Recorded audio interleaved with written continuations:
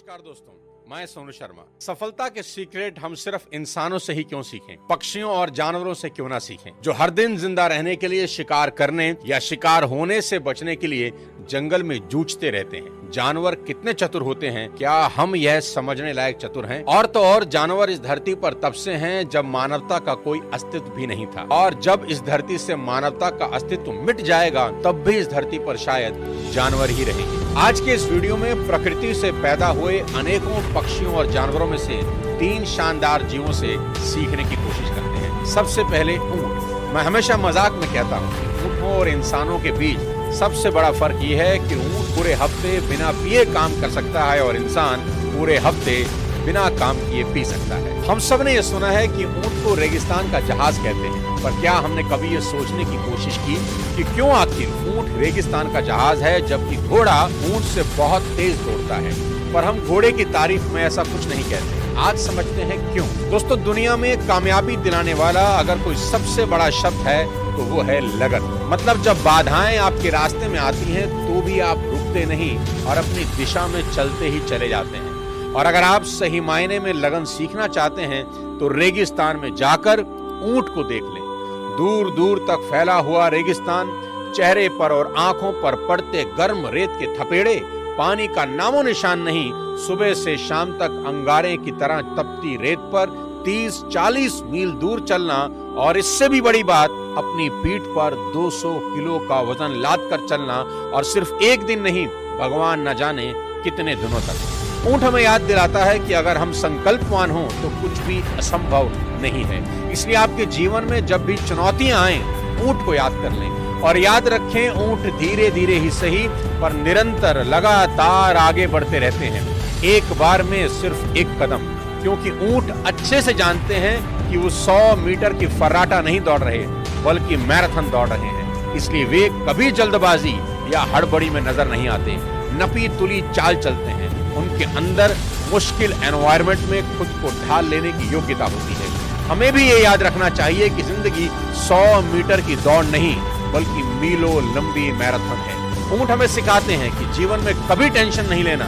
अगर लोग आपसे आगे निकल जाएं तो भी नहीं, अभी काफी दौड़ बची है। और अगर आप ऊंट की तरह धीरे धीरे ही सही पर लगातार चलते रहें तो सबसे आगे निकल सकते हैं। साथियों, जीवन छोटा दिखता है लेकिन काफी लंबा होता है, इसलिए प्लानिंग हमेशा लॉन्ग टर्म के हिसाब से ही करें। हमेशा याद रखें, सिचुएशन कितनी ही कठोर क्यों ना हो, भगवान ने आपको उससे ज्यादा कठोर बनाया है। सिचुएशन हमेशा निर्जीव होती हैं पर आप सजीव हैं, इसलिए आप अपनी सिचुएशन से ज्यादा ताकतवर हैं। कुछ इंटरेस्टिंग बात बताता हूं। अब अबू धाबी में आपको ऊंट के दूध से बना मिल्क शेक मिल सकता है। ऊंट के दूध में गाय के दूध से ज्यादा विटामिन सी और लोहा होता है। इसका इस्तेमाल कजाकिस्तान में टीबी के साथ कई बीमारियों के इलाज में भी किया जाता है। ऊंटों का इस्तेमाल युद्ध में किया जाता है क्योंकि उनके करीब आने से घोड़े डर जाते हैं, क्योंकि घोड़ों को ऊंट की गंध से डर लगता है। हमारी भारतीय सेना और बीएसएफ के जवान राजस्थान के रेगिस्तान इलाकों में पहरा देने के लिए आज भी ऊंटों का इस्तेमाल करते रहते हैं, यानी वो हमारी पहरेदारी भी कर रहे हैं। अब बात करते हैं कुदरत के बनाए सबसे अनोखे पक्षी बाज की। सबसे पहली चीज सीखें, यदि जीवन में आप बाज की तरह आसमान छूना चाहते हैं तो आपको मुर्गों का साथ छोड़ना होगा। एक शानदार कहानी से समझते हैं। मुर्गी पालने वाले को एक रोज बाज का एक अंडा मिला और उसने इसे मुर्गियों के दड़बे में रख दिया। समय बीतने पर बाज का बच्चा भी मुर्गी के बच्चों के साथ पलने लगा और खुद को इन्हीं की तरह मुर्गा समझने लगा। मुर्गे केवल कुछ ही दूर तक उड़ पाते हैं, इसलिए उस बाज ने भी कुछ ही दूर तक उड़ना सीख लिया। एक दिन उस बाज ने आसमान में एक बड़े पक्षी को उड़ता हुआ देखा। बड़ा इंप्रेस हुआ। उसने आसपास की मुर्गियों से पूछा, वह कौन है? तो मुर्गियों ने जवाब दिया, वह बाज है, पक्षियों का राजा है, आसमान में रहता है, हम तो जमीन पर रहते हैं क्योंकि हम तो बस मुर्गे हैं। उनकी बात सुनकर वह बाज पूरी जिंदगी मुर्गे की तरह जिया और मुर्गे की तरह ही मर गया, क्योंकि जीवन भर वह खुद को मुर्गा ही समझता रहा। साथियों, ये कहानी बहुत ऑर्डिनरी है लेकिन इसमें गहरी सीख है।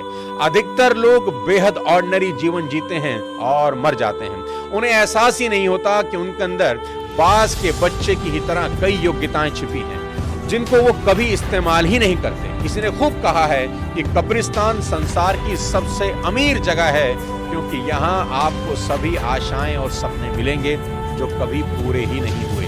वो पुस्तकें मिलेंगी जो कभी लिखी ही नहीं गई, वो गीत मिलेंगे जो कभी गुनगुनाए ही नहीं गए, वो एक्सपेरिमेंट जो कभी किए ही नहीं गए। और ये सब इसलिए हुआ क्योंकि वो शख्स पहला कदम उठाने से पहले ही डर गया। दोस्तों, जब हम बाज की तरह आसमान छू सकते हैं तो मुर्गे की तरह क्यों नहीं? बाज हमें सिखाता है कि हमेशा विजेताओं के साथ रहें। 10,000 फीट की ऊंचाई पर आपको कोई दूसरा पक्षी कभी नहीं मिलेगा। अगर कोई दूसरा पक्षी होगा तो वो बाज ही होगा। बाज कबूतरों से दोस्ती कभी नहीं करते। वे छोटे पक्षियों के साथ नहीं उड़ते क्योंकि उनको कबूतर या दूसरे छोटे पक्षियों के साथ उड़ने के लिए नीचे आना होगा, क्योंकि बाकी पक्षी ऊपर नहीं आ सकते।